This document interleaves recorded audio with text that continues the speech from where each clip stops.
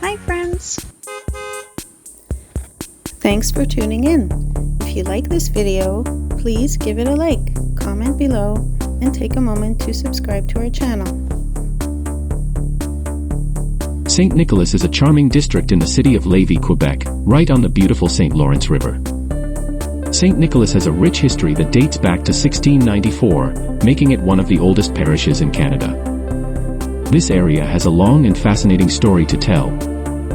Originally, Saint-Nicolas was its own municipality, named in honor of Saint Nicholas Delaware Meyer. However, in 2002, it joined with 8 other municipalities to become part of Lévis. As you explore Saint-Nicolas, you'll see its heritage shining through in every corner. It's a place where history and community come together beautifully.